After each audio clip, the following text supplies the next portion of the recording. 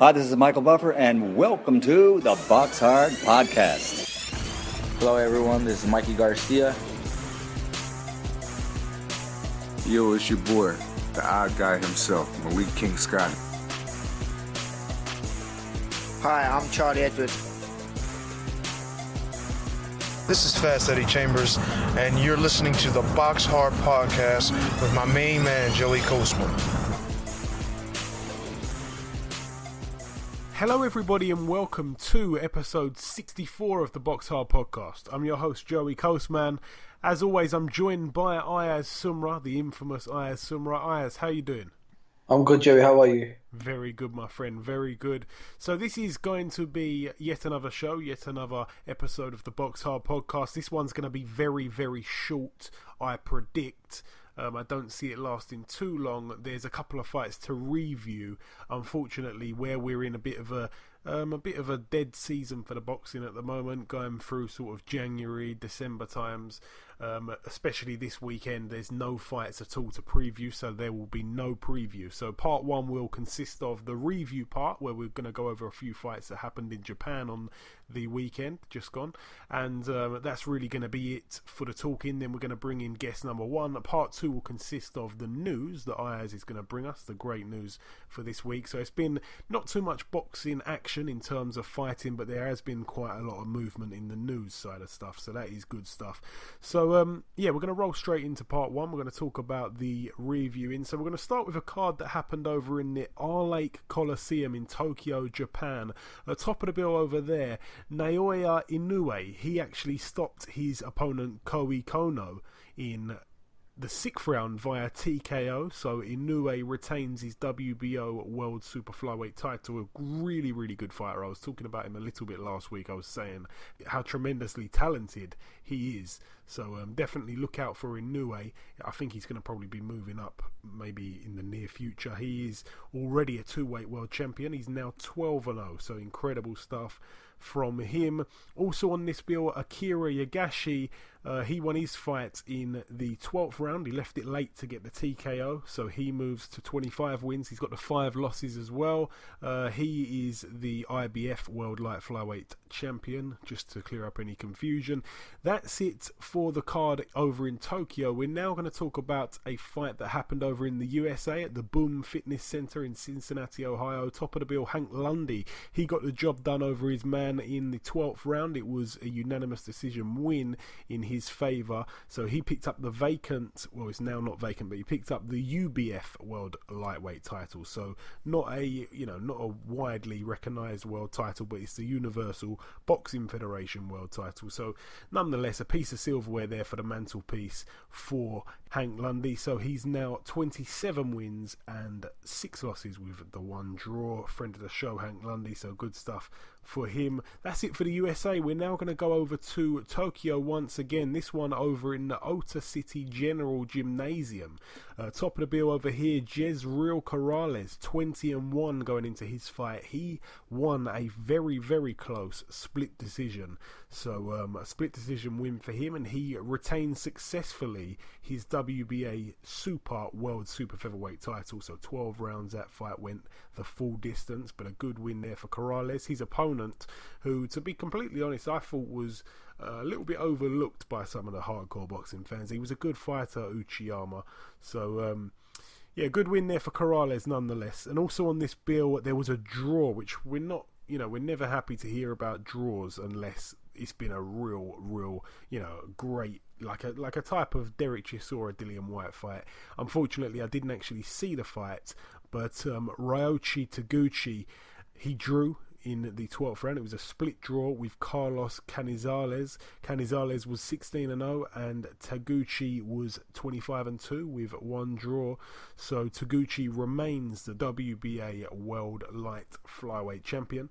And Maybe we'll see a rematch, hopefully so.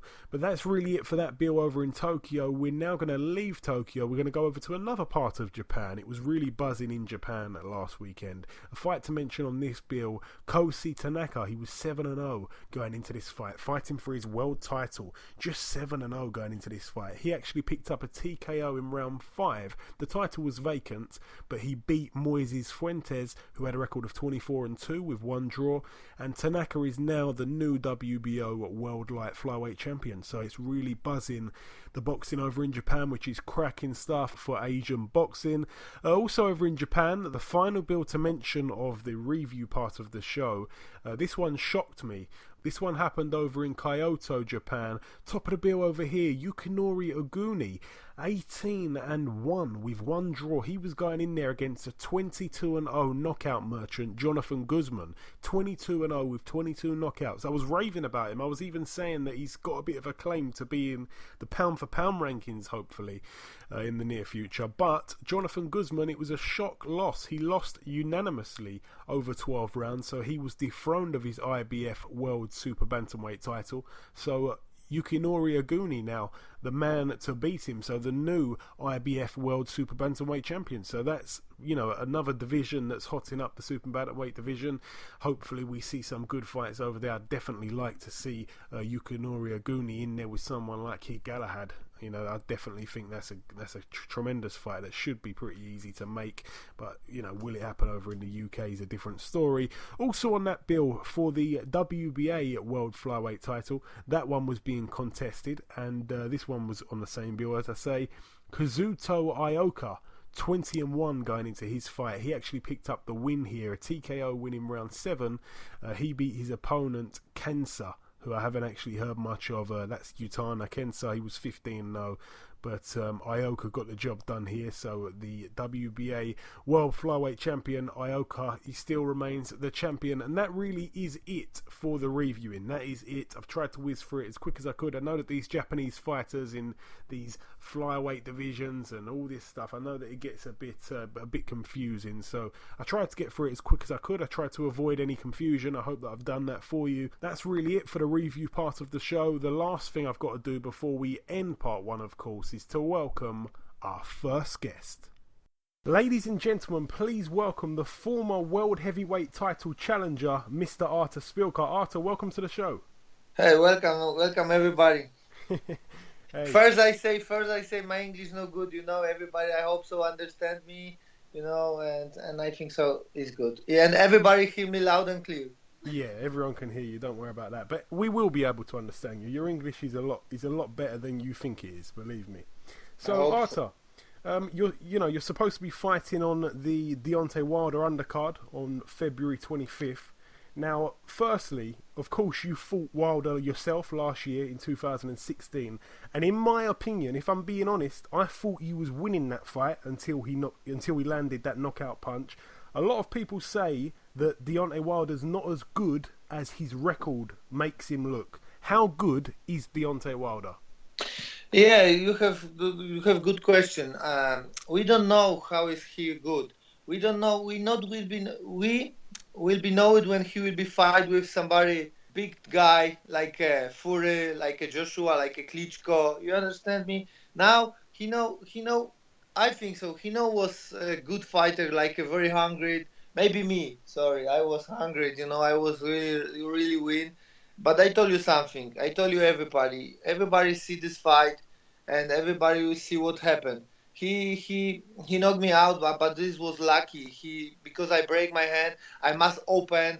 I must be, because I know my strong hand is left hand, and I must open. He punched me very lucky, and but we will see future who will be, because when he today Wilder will be fight with Povetkin knock him out. Easy fight for him, because Povetkin have good put distance, he fight very great, very well, and then I think so we will see when he will be fight with somebody else, good fighter and tall and strong and everybody, somebody hungry, somebody confidence, and we will see when he will be have trouble.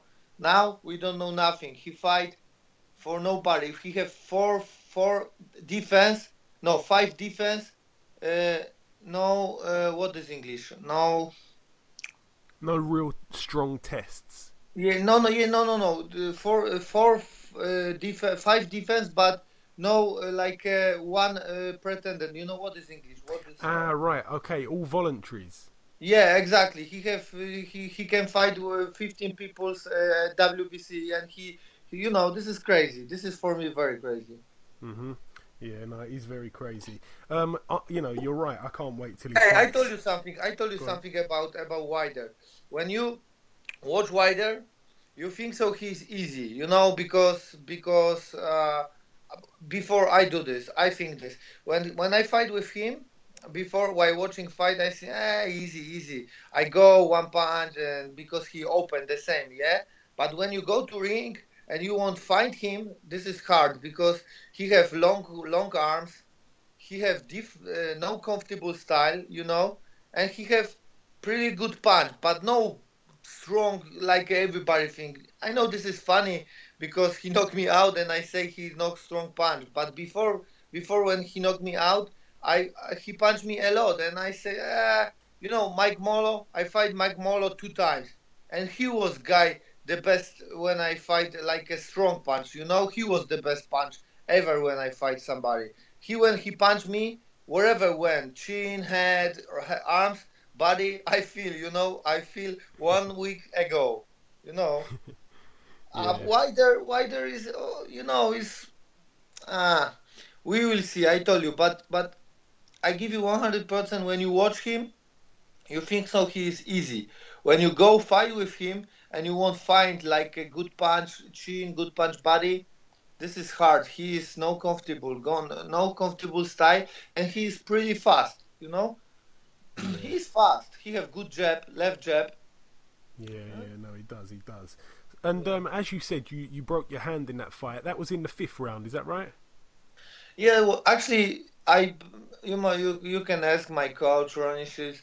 I break hand 2 weeks before. I not sparring 1 week before. I not train left hand, but I go to doctor and he give me shots.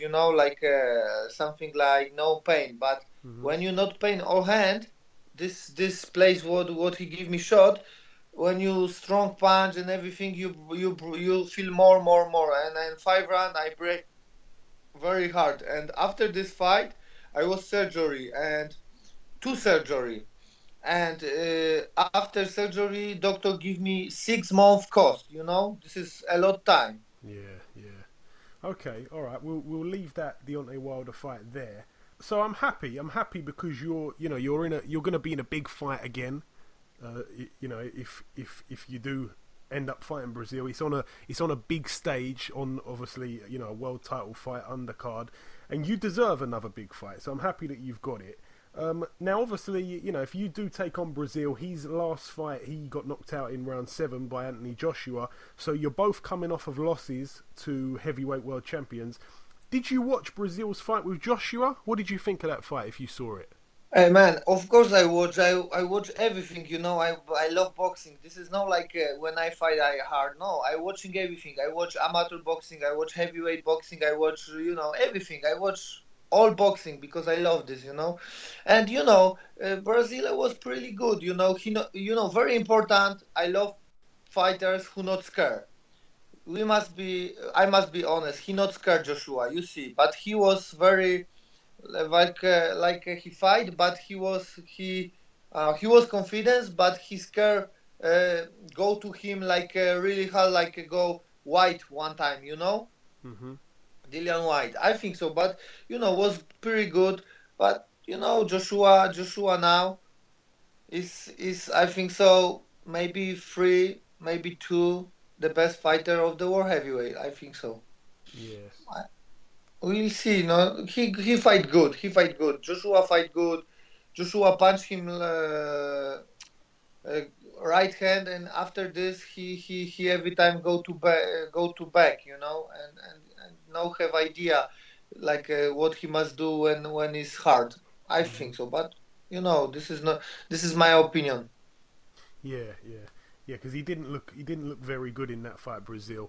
So, what do you think of Breazeale? Not just about that fight, not just about the bad fight he had with Joshua, but you know, he was an Olympian, a good amateur. He was the #1 amateur for the US. He's unbeaten as a pro until he fought Joshua. What do you think of him as a fighter without the Joshua fight, and how confident are you that you can be the man to beat him? I think so. He's a good man, good fighter. He's tall, you know. He's strong. I think so. He's pretty strong. He look like you know, no very good, but I think so. He's smart when he was ring. You know, when he fight with Amin Mansour. You see this fight? Yeah. Yeah, I think so. Mansour maybe will be better, but he more punch, good left jab, good right jab, good right uppercut. He break chin or cut inside mouth. I don't know. Yeah. You know, he's tongue, good. His tongue was. Tongue, exactly, tongue, and you know. And I think so. He is good fighter, but if I must be find my chance, I think so. He's slow, too slow for me, and we will see. We will see. Now this is fight. You know, I know what I do. I train hard every day. Me and Ronnie, we have tactic. We every day train this, and he say, Artur, you look great. You look awesome. You know, now when no pain hand. I can punch everything. You know what I say? You know what I do? What I have like? I'm not happy because when I fight with Wilder, I want punch him strong left hand body. You know, left body, but I can't because I break this hand. And you know, and I was like, why? You know why? I was every time I think about this fight, I want win with him, maybe somebody else, and I want rematch. I can wait, man.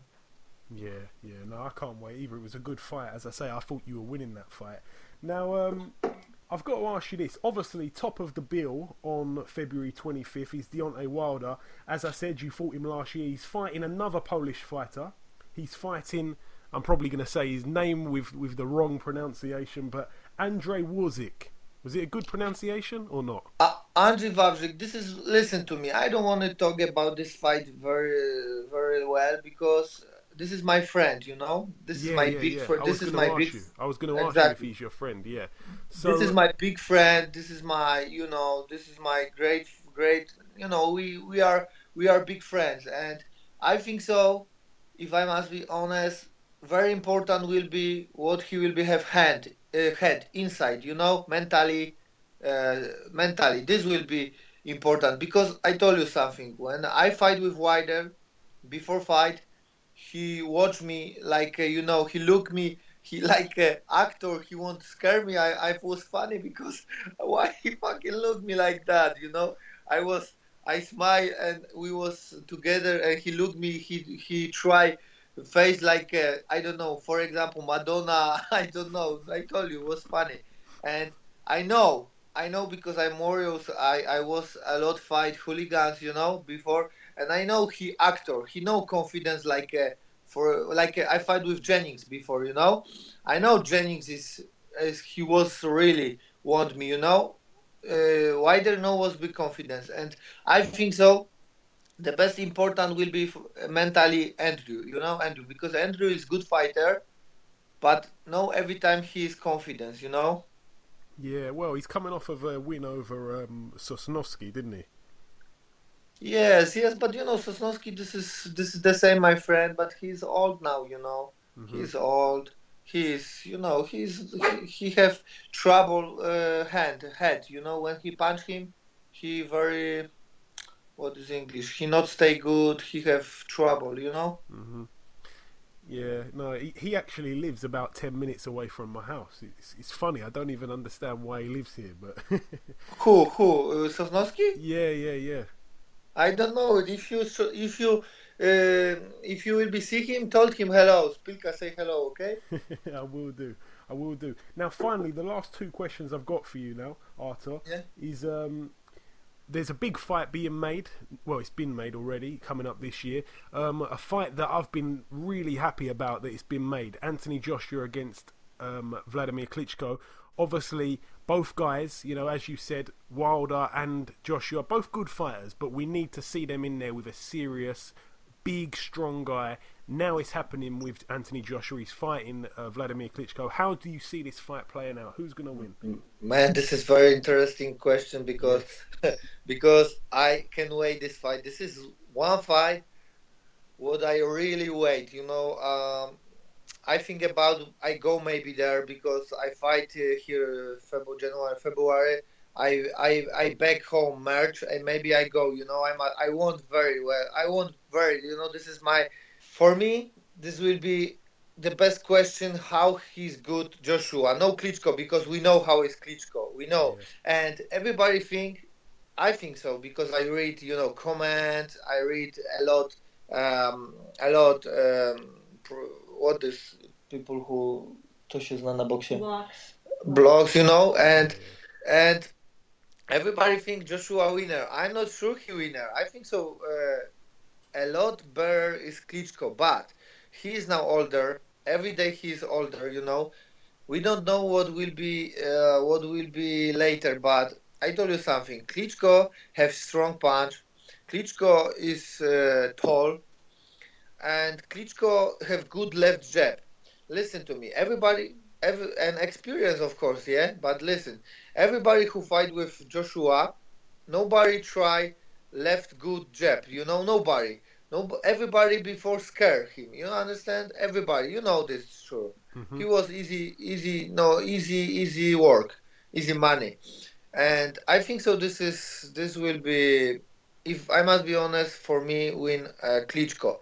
But I would like win Joshua because Joshua, this is future, and I want one day coming London and fight with him, But first is of course Breazeale and other guys. But for boxing will be better when Joshua winner. But Klitschko is a lot better fighter. But we will see. Everybody say Fury win with Klitschko. Yes, but Fury was crazy this day. He was not comfortable. He was. Everybody who fight with this day with Fury, no win with him. Look, he was a good jab. He was good hook. He don't want to really fight. He was confident this day, And Klitschko know when he go with him like hard. Fury knock him out, and I don't think so. Joshua will be fight like a Fury. He never fight like a Fury, Fury for me is little bit smart, like a Joshua. He's smarter. Yeah. I think he is smarter than Joshua. He's smart. He's confident. And he's crazy. He's really crazy. He's crazy because every day you don't know what he do. Even he doesn't know what he's gonna do. I swear, I like this guy. I remember when we was together. I don't know if he remember or not, but we talked in tournament European champion. He every time go with father. He was bronze. He was bronze. I'm not sure, or vice European champion. I was the same vice European champion. And we was together. And I remember father. He's every time, let's go Tyson, let's go. And it was funny because we remember him, but he was. I remember him, I remember Billy Joe Sanders, we was together. I remember a lot fighter. I remember DeGay, Price, we was together the same tournament, senior, everything, and I know the England guy is pretty good and very good now, I think so the best world England have fighter now. Yeah, we're doing well over here at the minute. And the last question I've got for you, Artur, this is one that I know might not happen. This fight might not happen, but I would love to see this fight, and I'm sure that you would too. What would happen if Anthony Joshua was to face Deontay Wilder? Who wins? Oh, and this is a hard question. The same, because I told you, when you watch Wilder, you think so he is easy. I told you, when you fight with him, this is different, but I told you something. I think so. Wilder is more fast, like him. He have good jab, strong, maybe good. I never fight with Joshua. I not told you. He fight with. Sorry, but when fight with opponents scare him. and this is different. And I think so. He have good punch. This is true, but the same hard question. I don't know, but if I must be honest, Joshua no scare nobody. Listen, what now it will be fight, Joshua? What number fight will be now? He's had 18 fights. He's won. Listen to me. He will be fight 18 fight. Look who fight 18 Wilder. Everybody was pussy. Sorry, but this is true. Yeah, it's true. Hey, listen to me. And now Joshua fight with Klitschko. Man, this is crazy. This is for me. If I will be promoter, I never go him with Klitschko. Everybody yes, but no Klitschko, because when Klitschko win him, I think so he win. Everything stop, everything. Like now Joshua is like a king England, everybody Joshua. What happened when he loses? I think so he loses. I hope so not, but Yeah, we'll have to wait and see, but it is going to be a really good fight. It really is. But okay. Yeah. Listen, Artur, it's been a pleasure speaking with you. It really has. I hope training camp goes well for you. I wish you all the best in your fight. God bless you, and we'll speak again very soon. Thank you. God bless you the same, and take care. Okay, now it's time for part 2 on this week's show. This part would normally be called the preview part, but seeing as there's nothing to preview, Ayaz has got this piece all to himself. It is going to be the news segment. So Ayaz usually does the news, and he's here once again with the news. So Ayaz, I know you've got a few different topics here this week. It's been a pretty dead week for boxing, but you're here with the news to spice it all up. So Ayaz, please bring in the first piece of news. Anthony Crolla will battle Jorge Linares in a rematch at Manchester Arena on March 25th. Yes, this is a fight that, of course, everybody knew was going to be getting made. They said it straight away after Crolla lost the first fight. I think that there was a rematch clause, I believe, so it's been exercised, and he's back out there. He gets another chance at Linares. Linares was absolutely incredible. A lot of people were saying that he's finished, he was over the hill. Well, if he is, then he definitely rolled back the clock in his last fight. He was tremendous. The experience was tremendous. Just the way he was able to leave it all in the gas tank sort of thing, and then come on strong in the later rounds. He really showed his experience. It was a pretty, I won't say an easy win, but he just outclassed Crolla. And, Crolla was coming with some fantastic momentum, but it was all put to bed that night. And I think, in my honest opinion, I don't know if Crolla will be able to be 10 times better than what he was, He had some great wins over Barroso and over, what's that other guy? That other guy that he beat, Ayaz. This just slipped my head a sec. He beat Barroso. Who did he beat? Alex Perez. Perez. So, yeah, he's had a great run beating both of those guys, but I think, in there against someone like Linares, he's fantastic. He really is. So I can't see... I hope I'm wrong, because Crolla's widely reported to be the best man in boxing, the nicest guy in boxing, but he's definitely going to be up against it again, and now he's going in there as the challenger. He's lost his belt. So... all the best of luck to Anthony Crolla. We truly do wish him the best of luck here on the BoxHard Podcast. Ayaz, roll us in with the next piece of news, please. Gavin McDonnell will fight Rey Vargas for the vacant WBC super-bantamweight title on February 25th. Yes, sorry for cutting you off there. Yes, Gavin McDonnell, a friend of the show. He's been on a couple of times, maybe 2 or 3 times. He finally gets his shot at the title. I'm very, very pleased for him, because... the champion, of course, retired. So I'm not sure what that was about. I don't know if it was some health issues. I might have heard that. I can't remember now. But the main champion actually retired, so his belt become vacant, and Gavin McDonnell was in the position to fight for it. So it's going to be vacant. It's going to be a WBC World Super Bantamweight title, as you said. Out of all of the British world champions that we've got currently, we've got a bunch of them at the moment, more than any other nation at the moment. We're proud about that. And that has been the way for quite a few months now. We've held all these world champions. We had 14 world champions at one point. I'm not sure I think we may have 13 now or 12 now. But... none of them had the WBC. No one had a WBC belt until Tony Bellew, which coincidentally is Gavin McDonnell's stablemate. Now, this is Gavin McDonnell's chance to become the WBC World Champion. We haven't had many WBC World Champions in the whole history of the sport, to be honest. So, to get on that very, very short list with a number of British fighters from history, it's going to be absolutely incredible. Also, his twin brother Jamie McDonnell being the WBA bantamweight champion of the world. So for two twins to hold world titles at the same time is just, that is, I mean, you can't ask for more than that. It's amazing. So I really hope that they can do it. Gavin McDonnell is a top lad, as I say. We've had him on the show before a couple of times. And I know that the other two twins at the moment, both holding world titles, are the Charlo twins. But I don't know if the UK have ever produced two twin world champions. Not only that, but to both hold the world title at the same time. So all the best to Gavin McDonnell in that one. And Rey Vargas, his opponent, he's 28-0, by the way. He's got 22 knockouts. He's definitely the big favourite over here. He hasn't fought out of the continent of America. Most of his fights have been in Mexico. He's fought a couple of times in the US, but he's travelling over here. So Gavin McDonnell's got the home advantage. It's over in Hull, of course, but I just really hope that Gavin McDonnell can do the job. I know that he's got the right man behind him in Dave Caldwell that could hopefully see him through this tough test. But Gavin McDonnell also, we should say, he's undefeated in his 18 contests, 16 wins and 2 draws. So yeah, we're all behind Gavin McDonnell. That's enough said about that one. Ayaz, please bring us the next part of the news. And finally, Dominic Breazeale will return to the ring to face Artur Szpilka on the Deontay Wilder undercard.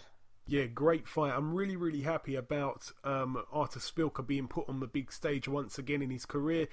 This one's going to be on February the 25th. So yeah, I'm happy he gets another fight on a big stage, Szpilka, because I personally had him winning that fight against Deontay Wilder until he got stopped. I think it was in the 9th round. So a lot of people didn't have him winning that fight. I really did. I think he was beating Deontay Wilder up. He was definitely outboxing him, in my opinion. As I say, he then got stopped with a punch from the gods, which Deontay Wilder seems to find in most of his fights. But I'm really pleased for him to be on this stage. I really am. But let's not mince our words. Let's just say it how it is, which is what we do. They're both victims of heavyweight champions, aren't they? Anthony Joshua disposed of Dominic Breazeale. Dominic Breazeale, we didn't really get to see how good he was. He didn't really, I don't think he landed a punch that whole entire fight. So he was terrible against Joshua. Whereas Szpilka was really good against Deontay Wilder. So for me, in this fight, this far out, I'm going to pick Artur Szpilka to win this one. I think that he's mixed it at the higher level, if you like. The only man, apart from Joshua, on Breazeale's resume that you can recognise is Amir Mansour, who's, as old as the hills, and he really struggled to win that fight. And Mansour, as I say, he's old as the hills. They were both absolutely gassing in like the 3rd or 4th round, because if it went on any longer, they'd have both just passed out of exhaustion. It was terrible. But so both men in a big stage fight. I'm happy about it. Artur Szpilka seems like a nice guy, and I don't hope he gets the win. I hope the best man wins, but in my opinion, I'm going to go with Szpilka. As you might see it differently, seeing as Breazeale's an Olympian, he's only got the one loss on his record. Fair enough, it's to that animal at the moment. Anthony Joshua, who seems to have no flaws whatsoever. Who do you see winning that fight? I'm just going to ask you out of Szpilka and Dominic Breazeale. I think Breazeale because of the experience. Yeah, but then what experience are we talking about? Because as I say just there, apart from Amir Mansour, who's about 47, really and truly I think he's about 42 or 43. But yeah, apart from fighting Mansour and apart from being dispatched of in easy fashion by Anthony Joshua, where are you saying he's learnt his experience? Are you talking about like amateur pedigree in terms of the Olympics, or amateur pedigree, and also because he's had the experience for the Olympics and he's took it on to the world stage. Yeah, I suppose I agree. He has been on the big stage with Joshua. That was pay-per-view, obviously. He's, to be honest, sometimes I don't think he knew what it was all about. I think it took a bit out of him. So, there was so much. I remember being at the press conference for that at the Sky Studios. He just seemed to be in awe of how big this fight was. He almost seemed like a little bit of a fan of Joshua's, which wasn't good. I think he got under Joshua's skin at one point as well. I thought that might have been able to play some sort of part in that fight. It might have been some sort of advantage of Breazeale's, but he wasn't able to use anything. And he was a tough guy, though. You know, like he took a bang. I got to be honest. I don't think that Szpilka's going to knock Breazeale out. I definitely see this as a points win for Szpilka. I might even put a couple of pennies on that, to be honest. I think that's going to be... I don't think he's going to knock Breazeale out. Breazeale took some serious shots against Joshua. Shame he didn't throw any back, but he was able to soak up a lot of shots. So I can't see Szpilka troubling him, you know, in terms of a knockout. I see it probably going the distance. But Ayaz, is that all the news for us? Is that nothing else to add at all? Yeah, that's it. That's it for the news. Okay, well, Ayaz, thank you very much for bringing us in this week's news. It's always good when you bless us with the roundup of the week of news of the boxing world, not just in the UK, but Ayaz brings it in from all the continents in the globe. So good stuff from Ayaz there. As I say, there was no preview part on this week's show because there's no fights to preview. It's going to be hotting up very soon, so in the next couple of shows there's going to be some more talking if you enjoy that part. But that's really it for all the talking from myself and Ayaz on part 2. Before we end part 2 and before we end the show, essentially, there's one last thing to do, and that, of course, is to welcome our second guest. Ladies and gentlemen, please welcome a man that, to be honest, is like family to this show. He came on here on one of our first ever shows. He's been on since then, and he's back on now. It's, of course, Gavin McDonnell. Gavin, welcome back on the show. Hey, mate, you alright, pal? Yes, man, same as always. It's my pleasure to have you back on again. It's funny because I didn't actually know that for sure that we was going to get you on. So I was just talking all about your fight earlier on the show a couple minutes ago, and now we've got you on. So of course, you know, you've just announced a big piece of news that you're involved in this week. You know, and I would have saved it for you if I knew that you was coming on, but I wasn't 100%. So it's out there. You're going to be facing the undefeated Rey Vargas for the vacant WBC super-bantamweight world title on February 25th. Gavin, first question. We all knew a world title shot was in the pipeline. How happy are you that it's finally been delivered? Oh, I'm very happy. You know what I mean? It's like it's a dream come true, isn't it? Do you know what I mean? Every fighter wants to fight for a world title, but the WBC, if we all admit, do you know what I mean, is the one we all want. And to fight for it and fight for it basically on home soil as well, just makes it a little bit more special. And what actually happened to the champion? Because I know that the belt was, it was with the champion. Then he retired. He vacated the belt. It's become vacant. What actually happened there, from your understanding? I was a bit lost with what I'd heard about it. Yeah, obviously he won the title, and then against Ruiz, and then he's obviously decided to go out on a high. Do you know what I mean? And thankful. I'm thankful that he wanted to do that because it gives me my shot a little bit sooner than probably expected, but he's retired, and credit to him. Like, so a lot of fighters, they don't really bow out when they want. You know what I mean? They tend to go for that one more fight, one more payday, and come up short. Do you know what I mean? But he's gone out as a champion, and for the rest of his days, do you know what I mean? He can hold his head high knowing that he went out on a high. Do you know what I mean? As a champion, do you know what I mean? On his own terms. Yeah, absolutely. And about Rey Vargas, what do you know about him, Gavin? I know that he's obviously undefeated in 28. He can bang a little bit. He's only fought in Mexico and the United States. He's going to be travelling to Hull here. But yeah, what do you know about him aside from the little basics I just said there? Obviously, I don't know too much, but I don't really read too much into people because at the end of the day, do you know what I mean? It's a fight, do you know what I mean? And for me to get where I want to be, I've got to beat every man in my way. So it's actually no different to everybody else. Do you know what I mean? I train hard. I do as I'm told. Dave Colwell, he'll look into it, see what he's good at, what he's bad at, put the game plan together. I'll have a little nosy. Do you know what I mean? And then basically I'll just get in there and beat him, whether it be how. Do you know what I mean? However I beat him. Do you know what I mean? I've just got to get in there and I've just got to do it. And I saw Eddie Hearn saying that he wasn't sure if any twins have become world champions at the same time. Obviously, we know that the Charlos have done it just recently, but they're American. But from the UK, has it been established or confirmed that it's happened or not? Do you know? I'm not too sure in all fairness, but it'd be nice it would be nice for us to be the first, you know what I mean? Because, like I said before on interviews, you don't really think too much about all that, but when you retire, the nice little accolades to add to your name, and it'd be nice, you know what I mean, to write a little bit more history. From where we are in Doncaster, we are ticking off boxes, you know what I mean, and doing stuff. But to say he's first in Great Britain, you know what I mean, from Britain, it'd be nice to have that one. So hopefully we are the first, you know what I mean, and I can go on there and win this world title and claim that one.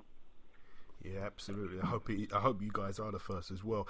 And of course, it's the WBC belt. I was saying earlier that we're in a great place right now with British boxing. We've got all those world champions, but we hadn't had a WBC world champion out of all the bunch until Tony Bellew broke the mould. Yeah. And obviously, he's your stablemate. So what would it mean to you and the whole camp, even the guru Dave Caldwell, to have 2 WBC world champions in his gym? Well, it just goes to show, you know what I mean? Deep down, everybody knows that's the belt everybody wants. You know what I mean? You get your different routes and whatever crops up and whatnot.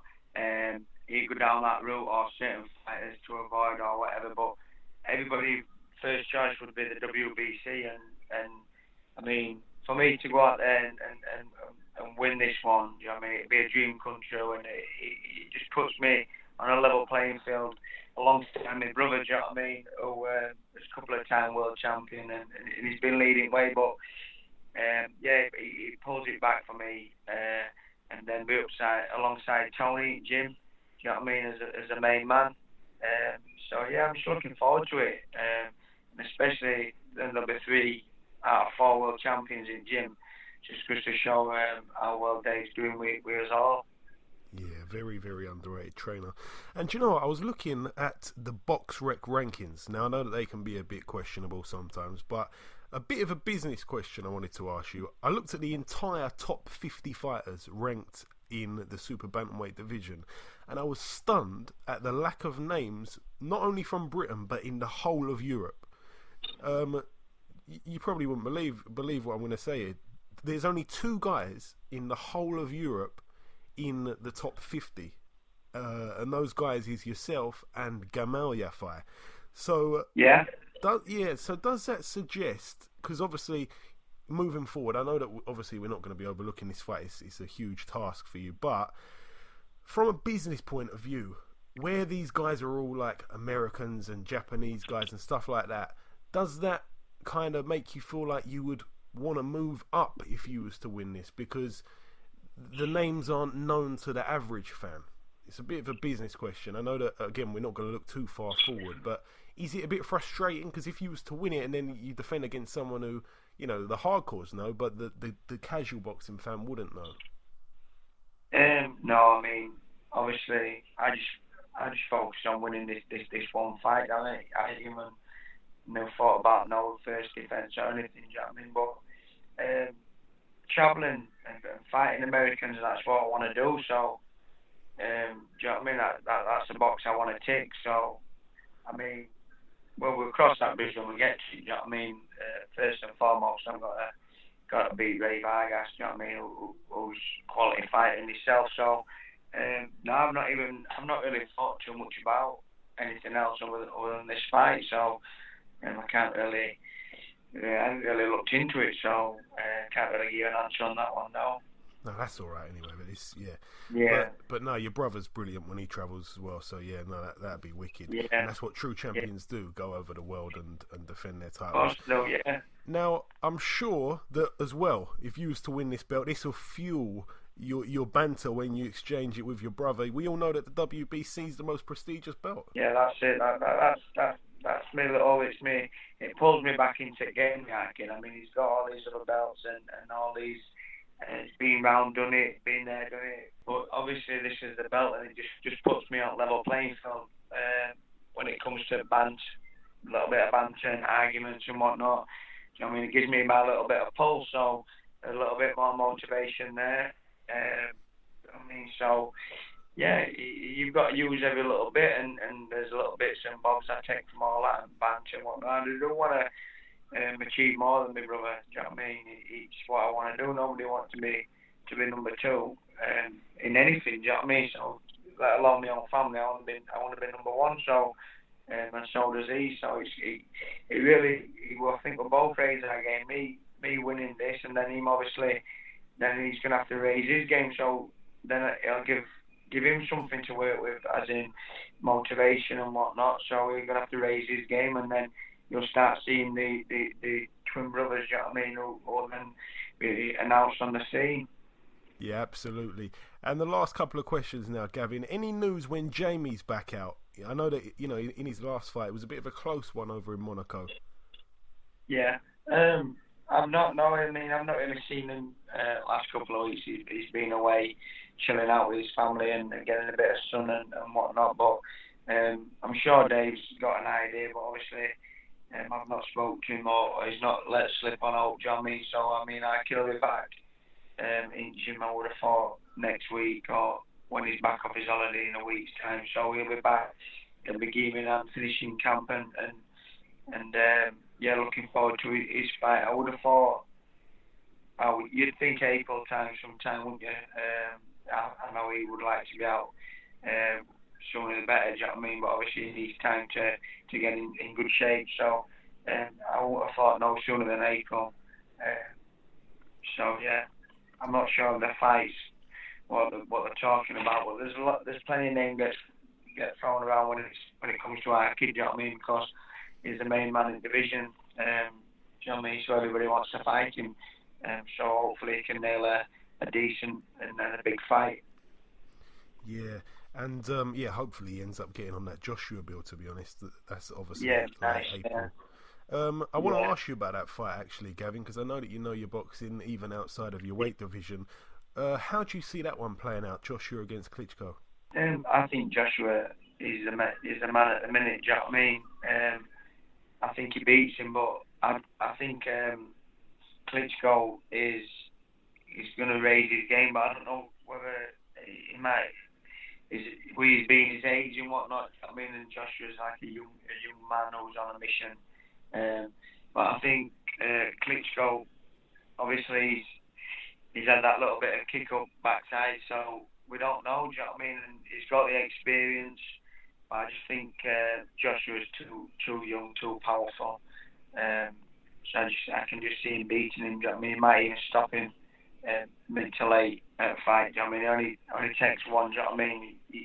We've all seen he's got that power, do you know what I mean, just to beat anybody and knock him out. So I do think Joshua will win, but he might have an handy little fight for a few rounds, like, do you know what I mean, which will be good. Yeah, we hope so. And the last question for you now, Gavin. I've got to ask you this.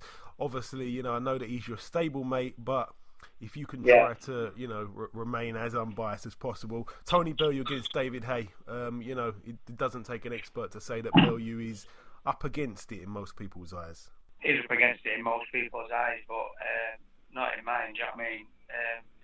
I genuinely believe Tony will beat him, do you know what I mean? And I think he might KO him, do you know what I mean? It's what we all want to see, do you know what I mean? Because there's banter between them both, do you know what I mean? And obviously I'm siding with Tony. He's a friend of mine, he's my stable mate. And I hope and hope he does, do you know what I mean?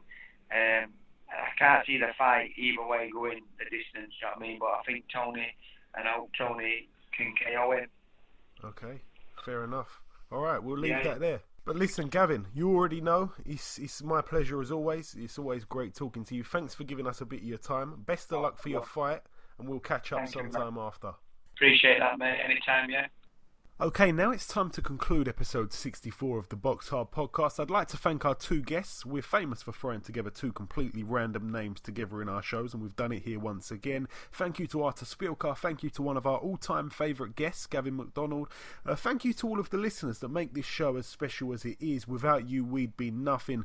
So whether you've listened whilst eating a banana, wearing a balaclava, or riding a llama, we hope that you've enjoyed the show. But I do just want to throw it in there that if any of our listeners are doing any of those three things, it would be pretty disturbing.